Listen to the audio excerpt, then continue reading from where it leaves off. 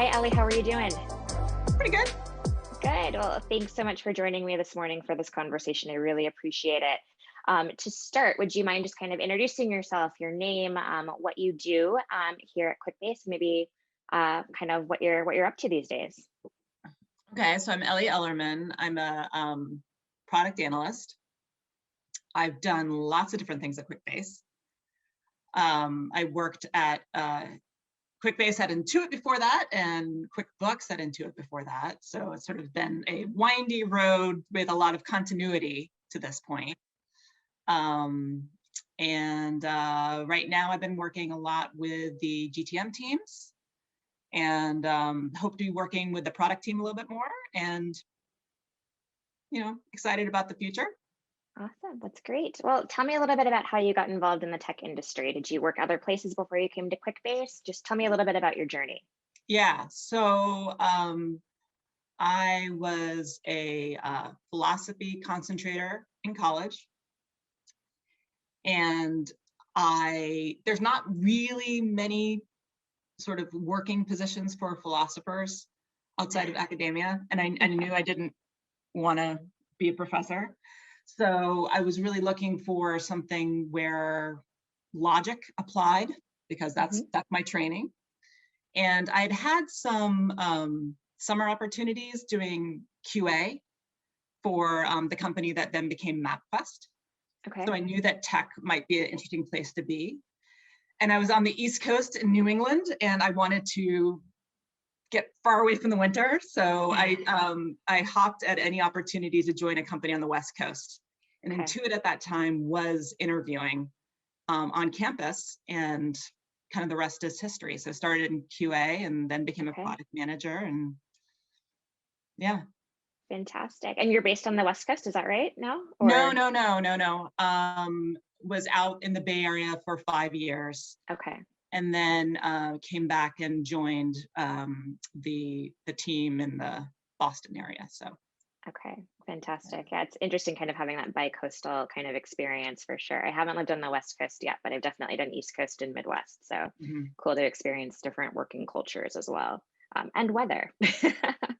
I found that I missed the seasons.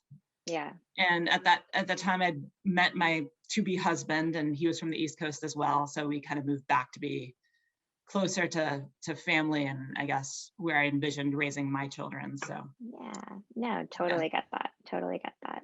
So as you've been on your journey, as you've kind of built your career, like who has been kind of a mentor or an inspiration or somebody that you've kind of looked to as you've kind of grown in your role and your journey? This is where thinking beforehand might have been useful.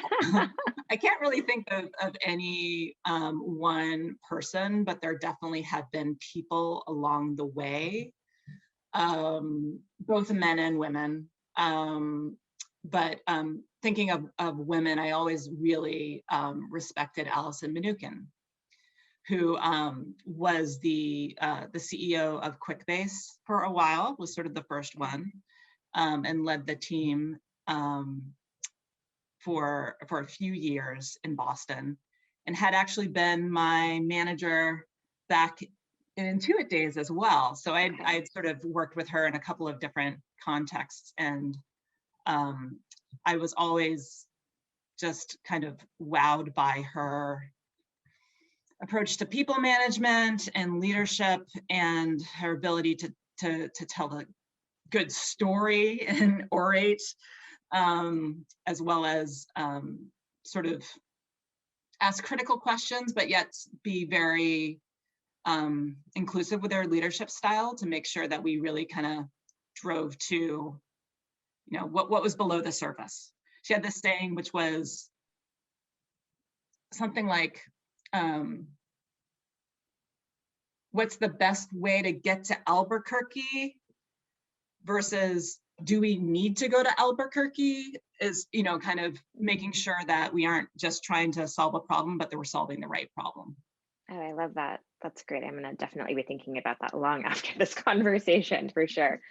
So I guess as you think about, kind of women in tech, Mm. obviously, women are underrepresented in the tech space. So where do you think is the greatest opportunity to raise more women voices in the tech industry? Well, there's sort of two answers to that question, I guess. One is raising the voices of the women currently in tech, and then the other is getting more women in tech, Yeah. right? So those are kind of two different opportunities with two different solutions. I think, well, okay, so raising the voices of women in tech, I think that really probably begins with a culture of a company. So I sort of struggle with, to what extent are stereotypes true or not. But there's, I think it works to everyone's favor to really try to mine for input rather than being sort of lazy with whoever has the loudest voice. Because what you're going to do if you're sort of being lazy and looking for the people with the loudest voice, or the people who are the most outgoing, or the people who are willing to interrupt, is that you'll be sort of limiting who you're listening to. Sure.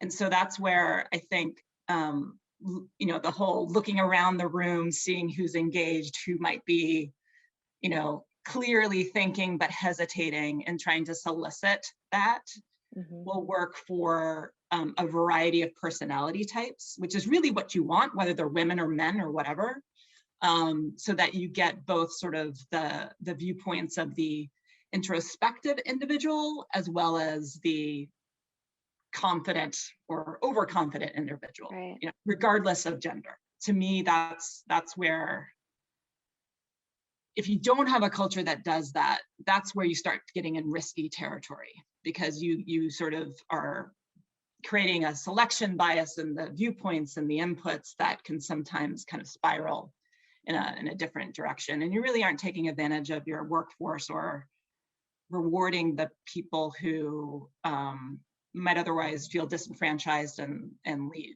right? So it ends up being a vicious cycle. But anyway, that's what came to mind, and that's why I started with, I don't know about stereotypes, because sometimes women are more concerned about how they come across in terms of bossiness or not. Sure.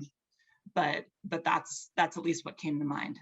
Yeah. No, I mean, I think I agree with a lot of what you're saying. I think, the whole idea of inclusion, it's not to exclude any groups, by any means, regardless of race, gender, sexual orientation, anything. It's really about, how do you take and capture and harness the diversity of those individuals, those different thoughts, those different experiences to get the best outcome for an organization. So I totally see that. It's really about raising everyone's game, by having a more inclusive organization. So I love that. Yeah, because one of the things I have heard in the past from people I respect is, yeah, we want a leader who really raises the energy, right? Who really feels like a leader. And that's one leadership style. That's one sort of our image of who that leader should be. But I think there's room for lots of different leadership styles in a environment that kind of can take advantage of that, right? Right. So. No, this is great. Well, is there anything else? That's the end of my prepared questions, but it is Women's History Month. We're doing, these interview series just to raise more voices of our own women in our organization, and really kind of put a spotlight on the great talent that we have. Would love any last thoughts that you have to kind of share as well. Going back to the raising the voices question, right? There is research, and it might have even been repeated by some of the people, Andrea, that you invited to come speak to us, that women tend to, when they see requirements, really take them literally, like in a job application. And so one of the things I think when we think about the front end of getting more women into tech is being more literal with what's truly a requirement and what's, you know, a nice to have, so that we don't have people self-selecting out and using that, like really taking, I forget the name of the person who kind of gave us that tip, but really taking to heart, you know,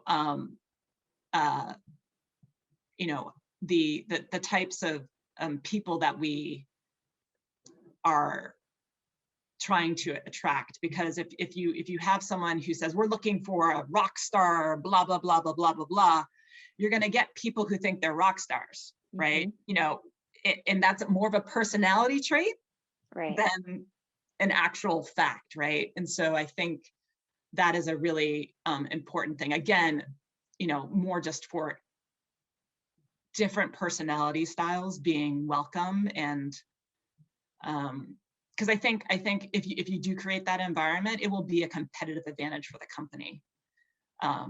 So anyway, that might not be interview, but that really resonated with me, and I think is something that we need to continue to kind of live and breathe and remind hiring managers of as well.